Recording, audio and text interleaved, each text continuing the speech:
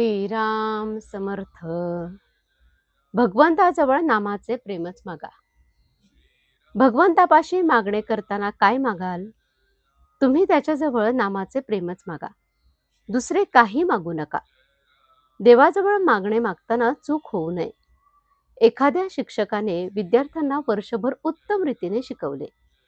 परीक्षेच्या वेळी परीक्षक कोणते प्रश्न विचारण्याचा संभव आहे हे सांगून त्यांची उत्तरेही सांगून ठेवली. पण परीक्षक परीक्षा घ्यायला आला असता प्रश्नांची उत्तरे विद्यार्थ्यांनीच द्यायची असतात. तिथे शिक्षक हजर असला आणि विद्यार्थी चुकीचे उत्तर देतो आहे हे जरी त्याला दिसले तरी तिथे त्याला काही बोलता येत नाही. तशी माझी स्थिती आहे. म्हणून मागणे मागायचे काम तुम्हालाच करायचे आहे. तेव्हा त्यावेळी चुकीने काही भलतेच मागू नका.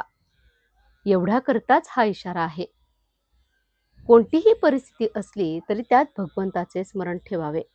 म्हणजे बऱ्या वाईट गोष्टींचा परिणाम मनावर कमी होतो.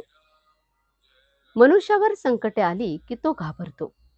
परंतु परमेश्वराचे अस्तित्व मानणाऱ्यांनी तरी असे करणे योग्य नाही. एखाद्या लहान मुलाच्या बापाने डोक्यावर पांघरुण घेऊन बागुलबुवा केला तर ते मूल भिते. पण पांघरुणाच्या आत आपला बापच आहे असे त्याला समजले की ते घाबरत नाही. त्याचप्रमाणे प्रत्येक व्यक्तीने आपल्या बाबतीत घडणाऱ्या बऱ्या वाईट गोष्टी परमेश्वराच्या किंवा आपल्या गुरुच्या इच्छेने होतात ही जाणीव ठेवावी. म्हणजे त्याला भीती वा दुःख वाटणार नाही. तसेच चांगल्या गोष्टी घडल्या तरी त्याबाबत आनंदातिरेकही होणार नाही. याकरिता सदा सर्व काळ भगवंताचे चिंतन करावे. आपल्या विचाराने ठरल्याप्रमाणे झाल्याने सुखच मिळते असे नाही. काही वेळेस आपल्या विचारांच्या उलट होऊनही मागावून तसे झाल्यानेच बरे वाटते. म्हणजे कोणत्याही गोष्टीचे सुखदुःख तात्काळ कळत नाही हेच खरे. म्हणून जरा वेळ थांबून सुख किंवा दुःख मानूया. कर्ज फिटताना जसा आपल्याला आनंद होतो तसा देहभोग भोगताना आपल्याला आनंद झाला पाहिजे. प्रारब्ध टाळणे म्हणजे लोकांचे कर्ज बुडवणेच होय. आपला म्हणजे मीपणाचा नाश आणि प्रारब्धाचा नाश बरोबर होतो. भगवंता, प्रारब्धाने आलेल्या दुःखांचा दोष तुझ्याकडे नाही.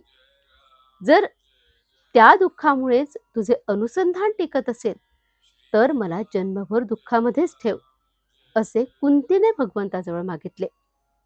यातले मर्म ओळखून वागावे आणि काहीही करून अनुसंधानात राहण्याचा प्रयत्न करावा. आजचे बोधवचन. भगवंताला अशी प्रार्थना करावी की देवा, प्रारब्धाने आलेले भोग येऊ देत, पण तुझे अनुसंधान मात्र चुकू देऊ नकोस. जानकी जीवन स्मरण. जय जय राम. श्रीराम समर्थ.